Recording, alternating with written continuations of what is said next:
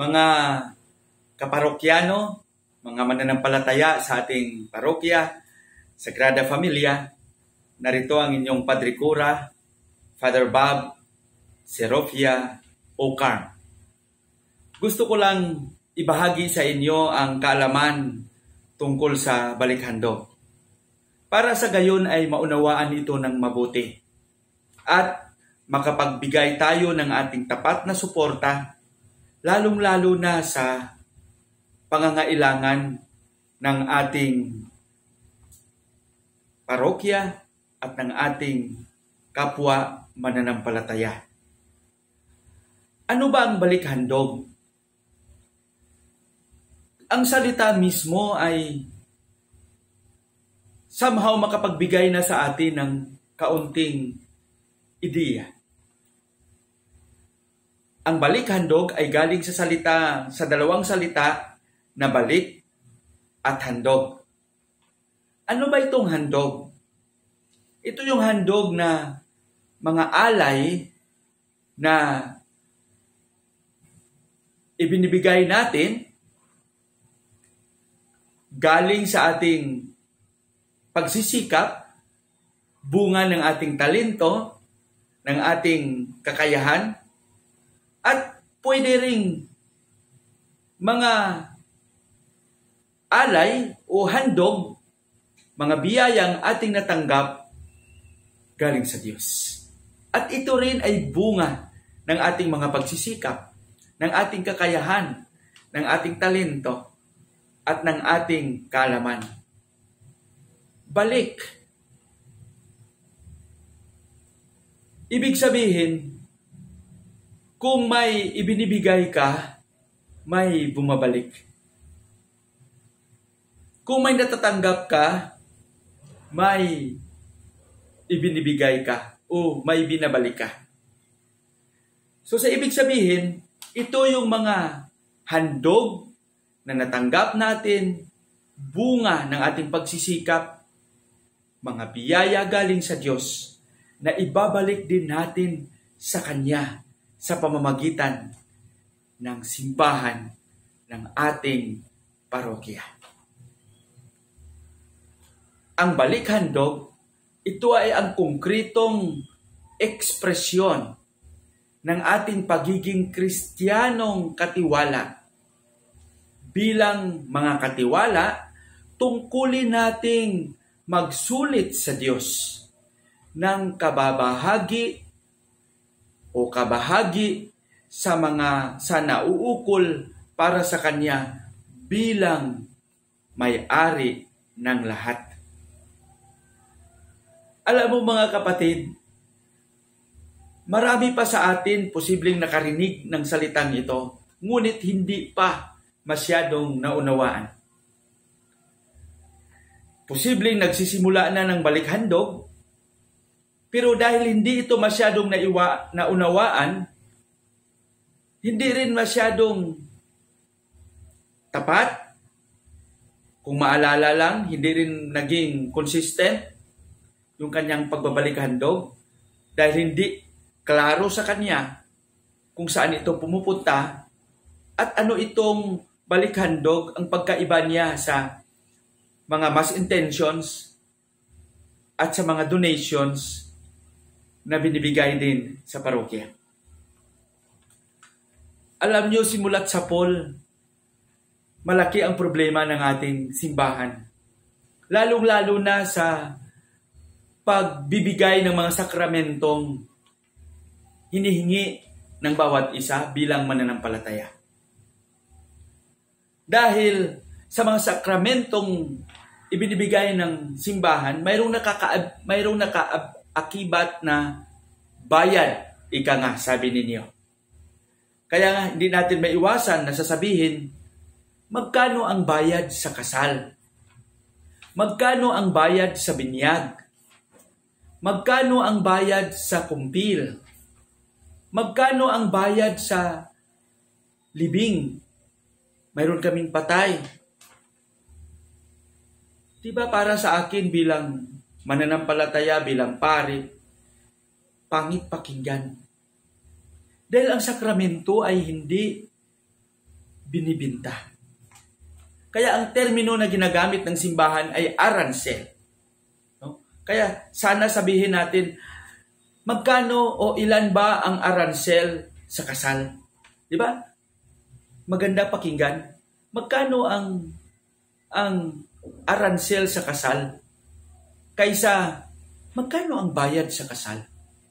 Di ba? Parang magkaiba, even though that the word only is Spanish, na parang ganun na rin, kasi ang salitang arancel ay isang Espanyol na salita na ibig sabihin taripa o bayad. Pero sa likod nun, gustong baguhin ng simbahan ang pag-unawa sa arancel. Ito yung kusang binibigay ng humihingi ng serbisyo bilang bunga ng kanyang pasasalamat, tuwa, dahil alam niya na ang simbahan ay may pangangailangan din. Saan kukuha si Father ng kanyang pagkain? Alam mo si Father nag-aral ng mataas na panahon, walang sahod. Kung hindi natin papakainin, paano siya makapaglingkod ng mabuti?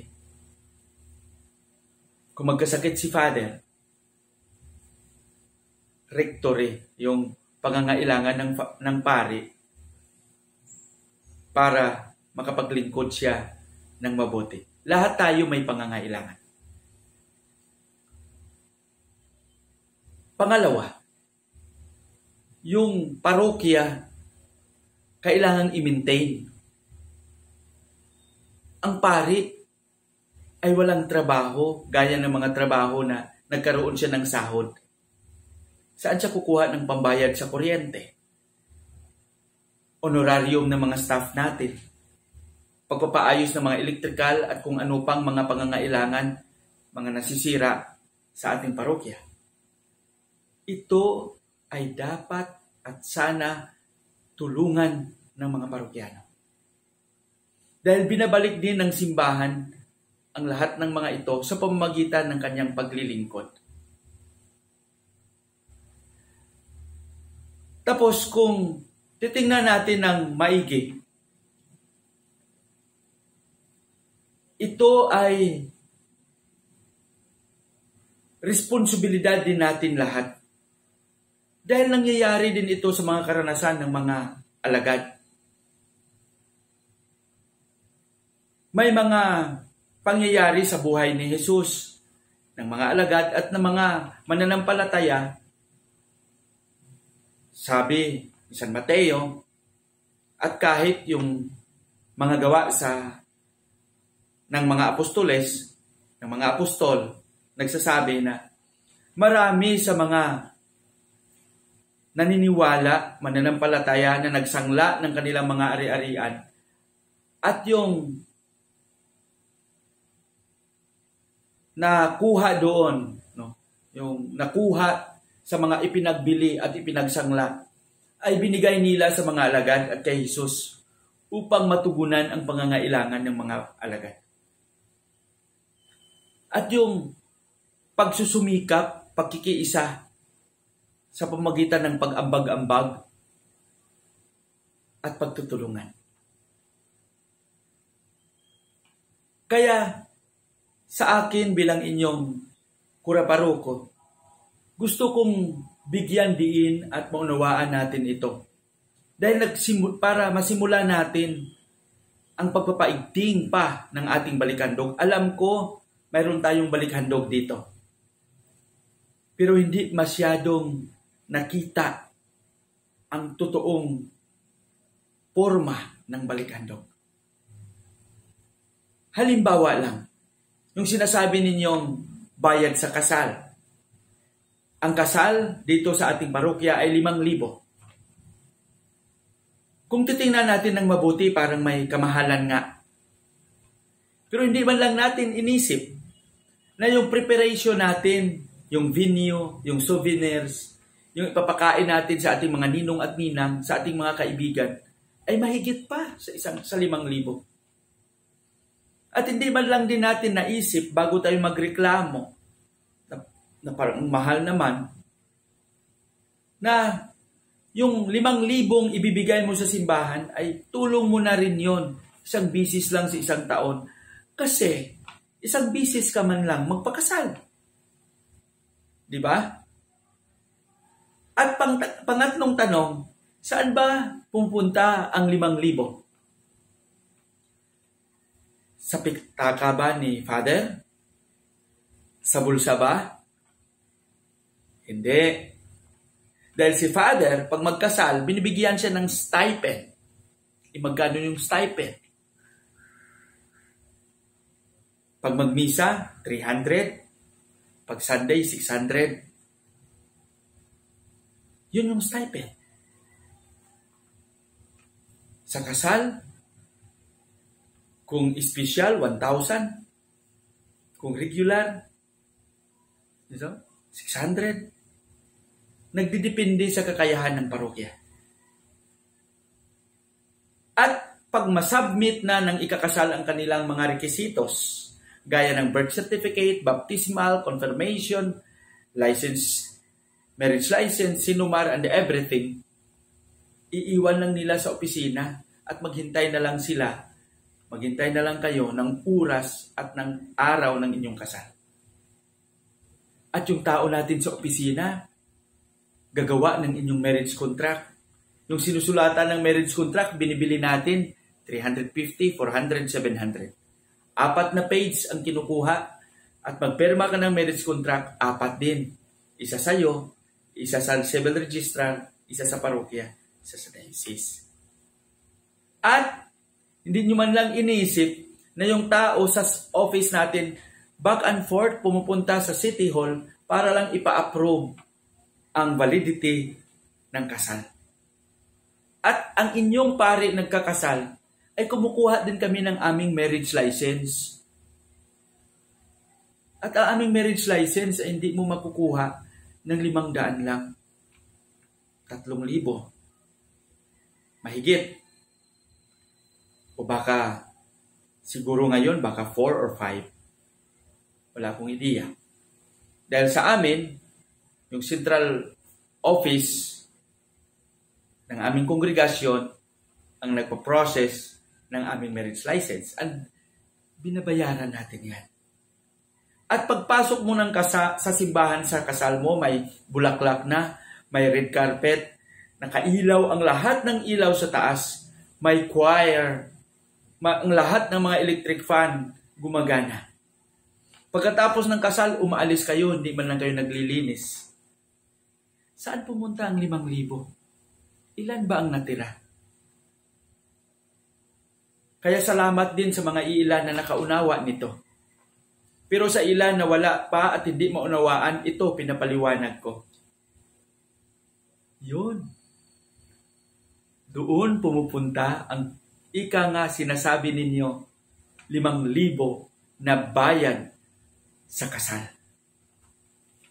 Bato-bato sa langit sa ating mga kapatid sa ibang grupong Kristiyano, gaya ng mga born again, Baptist, Seventh-day Adventist, Mormons, Iglesia ni Cristo. Alam nyo, sa totoo lang, mas mahal pa nga silang magsingil ng kasal. Hindi totoo yun. Nasasabihin walang bayad. Nako, sinungaling naman yan. At yung binabayad ng ikakasal nila, pumupunta yan diretso sa kanilang bulsa. Alam ko yan. Alam mo si pastor may asawa. Personal ang pagkuha ng marriage license. Paano niya ibubuhayin ang pamilya niya? Bato-bato sa langit. Kaya minsan parang naging hanap buhay na lang nila. Sa ating mga Katoliko, naging hanap buhay ba namin ang pagkakasal? Ilan ba ang pumunta sa amin? Magsuri tayo. O kung hindi man, sasabihin, Father, hindi totoo yan. O sige, wala kayo at hindi kayo nagbabayad sa pastor. Pero tagdad naman kayo sa istriktong pag-implementar ng inyong tithings 10%. Yung mga kapatid nating napabilang sa Iglesia ni Cristo, sa Iglesia ni Manalo, balik-balikan ka pa ng ministro. Kung hindi ka pa makapagbigay ng balikhandog, baka itiwalag ka. Yan yung totoo. Yan ang katotohanan. Kaya minsan sasabihin ng iba, sa Katoliko, patay na, pinipirahan pa. Yan yung mga taong nagsasalita at nagsasabi na hindi nila naunawaan ng mabuti ang totoong kalagayan ng simbahan. Bakit? Sa panahon ng kalamidad, ang simbahan ba ay natutulog? Hindi. Ang simbahan, ang inyong pari, ay nag-iisip kung sa paanong paraan makahanap ng pundo sa ating parokya. Makapagbili lang ng mga pwedeng ibigay, iayuda sa mga nangangailangan. Sa kanila, ginagawa kaya nila yon? Posible, sa ilan, ginagawa nila. Kaya sa atin, kung maigting ang ating balikhandog, dahan-dahan na nating alisin ang tinatawag ninyong bayad or aransel. Lahat ng mga sakramento na ipapataw o ibibigay ng simbahan, wala na kayong sasabihin na magkano ang bayad. Wala na. Dahil nagbabalik-handog tayo. Balikan ko lang ang sistema at ang pagpapaliwanag. Gaya ng sinabi ko, ang balikhandog, ito ay ang konkretong ekspresyon ng mga ekspresyon nating mga Kristiyanong katiwala. At bilang mga katiwala, tungkulin nating magsulit sa Diyos ng kabahagi na nauukol para sa Kanya bilang may-ari ng lahat. Ano ang buhay katiwala? Steward. Ito ay ang espiritualidad at uri ng pamumuhay na nakaugat sa paniniwalang ang Diyos ay may-ari ng Kanyang nilikha. Tayo ay katiwala lamang niya. Ano ba ang saklaw ng pagiging steward o ng pagbabalik-handog? Ang saklaw nito ay yung tinatawag natin na 5 T. Time o panahon, talento, talents, yaman o treasure, temple o kalikasan, at pananampalataya o testimony. Ang balikhandog ay hindi lang ang kinagawiang pangingilap ng pundo, kundi pagpapahayag ito ng pagtatalaga ng buhay sa Diyos. Uulitin ko, ang balikhandog ay hindi lang ang kagawiang nangingilap ng pundo, kundi ito ay ang pagpapahayag ng pagtatalaga ng buhay sa Diyos. Commitment. Hinggil sa pagbabahagi ng yaman, mayroon bang nakatakdang halaga na dapat ipagkaloob? Of course, biblically speaking, ang sinasabi, ikapo 10%. Kaya kung kumikita ka ng 5,000, ang 10% doon ay 500. Kaya kung balikan natin, yung binabalik-handog ba natin ay totoong 10%? Alam natin may mga pangangailangan tayo. Kaya lang, isipin natin na ang simbahang Katoliko ay hindi istriktong sumusunod doon sa 10% o ikapo. Dahil ito ay kusang loob na pagbabalik handog ayon sa kakayahan at kagandahang loob ng nagbibigay. Diba? Sa atin, wala tayong ganon. Ang sa atin, kusang loob lang. Kaya minsan, bato-bato sa langit. Kung ang sinasabi natin kusang loob na binibigay natin ay tugma ba sa tinatanggap natin, para sa akin hindi yun kusang loob.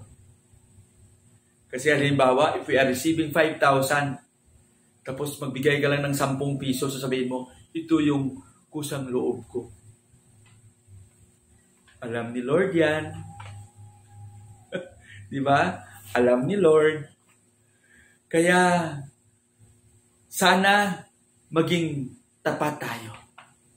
Kaya nga yung proseso natin sa ating parokya is gusto sana natin na magkaroon tayo ng minimum na balik-handog. Kasi pag sasabihin natin na kusang loob, tayo na nagbabalik handog, minsan nalilito tayo. Magkano ba talaga? Okay lang ba 5 piso? Okay lang ba 10? Okay lang ba piso? Okay. Walang problema. Basta, gaya ng sinabi, ito ay bukal sa puso. Pero sa atin, gaya ng sinabi ko sa ating parokya, yung ating scheme or yung sistema, binilang natin yung bubong na nasasakupan ng ating parokya. Kaya nga, inatasan natin ang ating basic ecclesial community group na magkaroon ng profiling. At salamat sa Diyos at naging matagumpay ang ating profiling.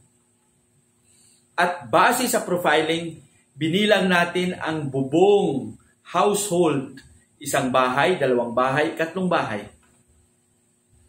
Bahala na kung ilang pamilya ang nakatira sa isang bubong, sa isang bahay. At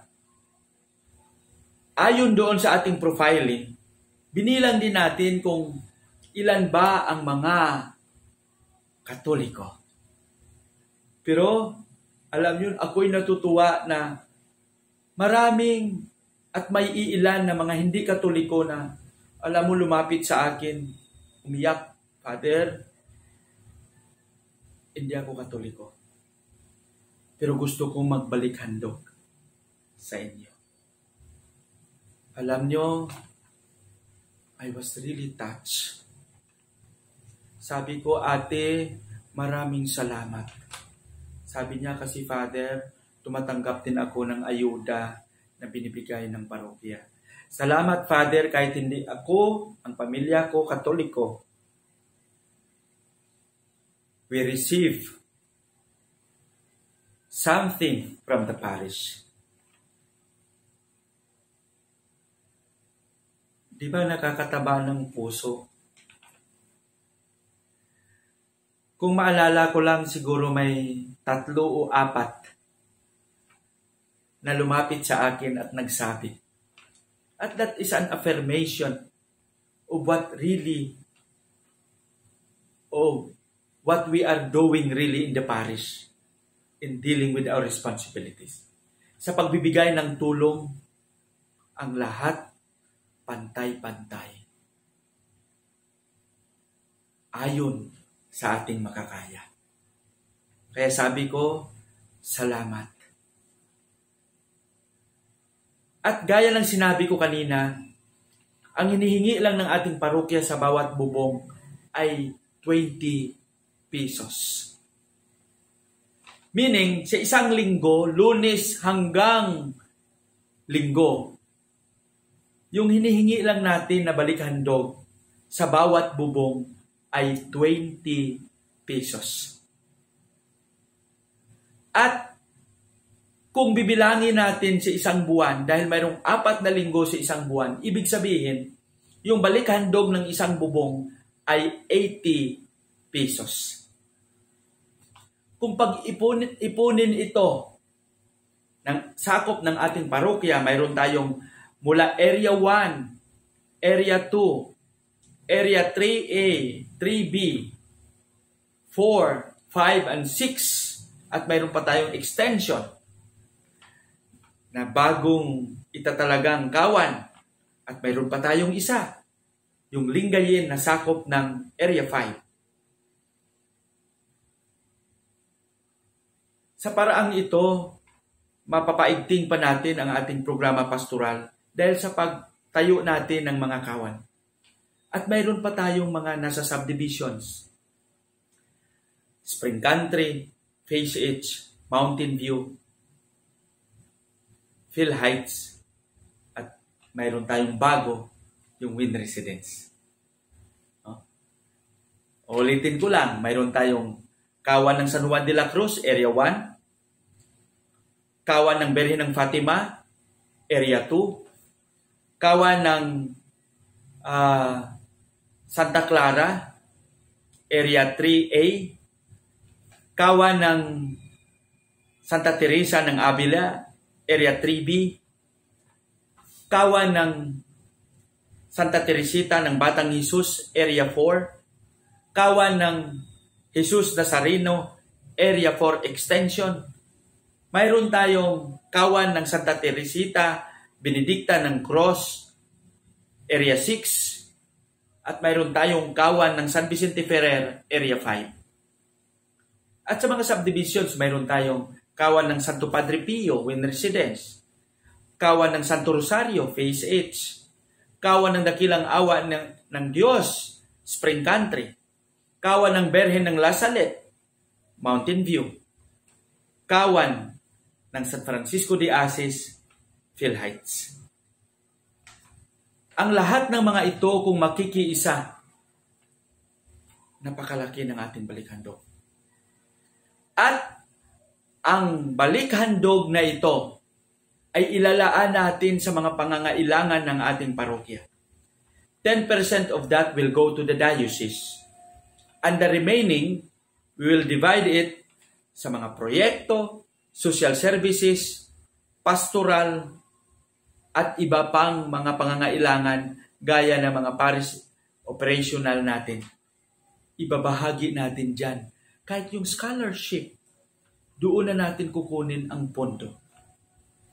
Paano ba natin maibigay ang ating balikhandog? Dito sa parokya, gumawa tayo ng form. Available sa office. At nasimula na ito. At napakaganda ng resulta. At maiipon ng balikhandog, 30% will remain in the Kawan. Saan pupunta yung 30%? Gagamitin ng Kawan yon sa kanilang pangangailangan kung mayroon silang kapilya. Sa mga misa, pambili ng kandila, pambili ng bulaklak sa mga gawain, pambili ng sounds or ano. No? At pwede rin gabitin na maitulong sa pangangailangan ng miyembro ng Kawan. And the 70%, yun yung i-remit sa ating parokya. At may isang paraan din tayo na ibibigay nila ang kanilang balikhandog sa pamamagitan ng mga balikhandog envelopes. Kung saan sisulat ng magbigay ang kaniyang pangalan at ang halaga ng kanyang kaloob at pwede niya itong ialay sa misa o idiretso bigay sa opisina na may kalakip na resibo. Lahat ng mga balikhandog sa pamamaraan ng forms or balikhandog envelopes, mayroong resibo. Or pwede ring idaan ang mga balikhandog via GCash or via deposits sa ating mga bank accounts. At alam niyo mga kapatid, ako'y natutuwa na nagsimula tayo ng pag-aaral, reorientation of the balikhandog. Ako bilang inyong pari, kahit ilang bisis ko pa ito uulit-ulitin, nakakapagod, totoo. Pero tinitiis ko upang mabigyan halaga at maging aware ang bawat isa ng kanilang tungkulin.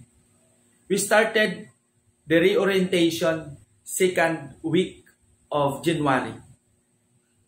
And we are trying our best to start the Balikhandog in the month of February.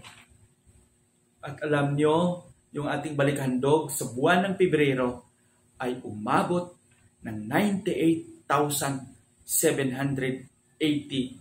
pesos. Praise God.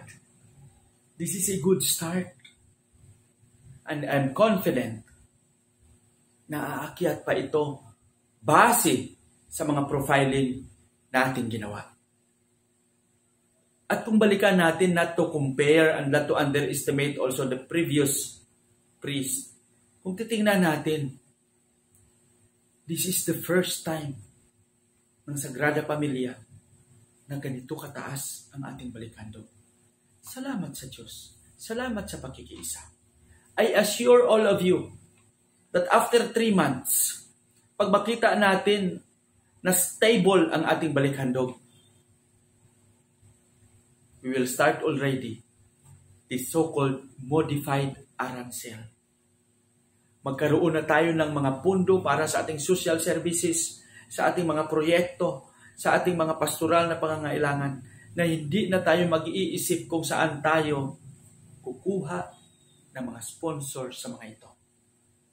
Kahit yung mga scholars, later on, kayang-kaya ng ating Balikhandog program. Kaya mga kapatid, ito lang ang masasabi ko bilang inyong pari. Suportahan natin ng Balikhandog. Para ito sa ating lahat. Para sa pangangailangan ng ating parokya. At ibabalik ng parokya din ang mga ito sa pamamaraan ng paglilingkod. Gaya ng pagbibigay ng mga ayuda, kung kailangan, yung mga social services sa mga nangangailangan nating parokyano, ibabalik natin ito. At maraming salamat sa grupo ng mga Balikhandog team. Ang masasabi ko lang, tiyaga at pagsisikap lang. Maging masipag tayo sa pag-ikot at pagpapaalala ng ating mga sakop ng kanilang lingguhang Balikhandog. Naway sa maikli at sa simpleng pagpapahayag ko ngayon, na unawaan ninyo ang Balikhandog. Sana suportahan natin. Makiisa tayo. Ang Balikhandog ay iba sa mga mass intentions at sa mga donations ninyo. Ang Balikhandog, ito ay bunga. No? Hindi ito yung pamamaraan ng paghahanap o pagngingilap ng pundo. Kundi, ito ay ang una sa lahat, pagpapahayag ng pagpapahalaga, ng pagtatalaga ng buhay sa Diyos. Uulitin ko lang, ito ay ang pangingilak, hindi ito ang pagpangingilak ng pundo, kundi ito ay ang pagpapahayag ng pagtatalaga ng buhay sa Diyos. Sa katapusan, gusto ko lang bigyang diin ang sinabi sa aklat ng Malakiyas, Kapitulo 3, versikulo 10. Ang sinasabi, dalhin ninyo ang buong ikasampung bahagi sa aking kamalig upang magkaroon ng pagkain sa aking bahay. At subukin ninyo ako ngayon sa bagay na ito, sabi ng Panginoon ng mga hukbo. Kung hindi ko bubuksan sa inyo ang dungawan sa langit at hihuhulog ko sa inyo ang isang pagpapala na walang sapat na silid na kalalagyan. Ibig sabihin, kung tayo ay magkaroon ng kusang pagbibigay at pag-aalay ng ating Balikhandog, yung binibigay natin na maliit na portion ng ating kinikita at ng bunga ng ating pagsisikap, ibabalik at ibabalik ng Diyos yan. Sobra pa sa ibinigay mo. Siksik, liglig, at umaapaw. Mga kapatid, pagnilayan natin ito ng mabuti at kung kusa tayong maglingkod, suportahan natin ang programa ng ating parokya, ang Balikhandok. Maraming salamat sa inyong lahat. Pagpalain tayo ng may kapal. Salamat sa pagkikiisa. At kung may mga katanungan, huwag mahiyang lumapit sa inyong mga Balikhandok team at sa inyong Padre Cora, sa ating mga lingkod laiko na mga leader sa ating kawan upang matugunan ang mga tanong ukol sa Balikhandok. Sa muli, purihin natin si Jesus Maria Jose, ang inyong Padre Cora, Father Bobby Serofia Ocar. Maraming salamat. Pagpalain tayo ng buong may kapal.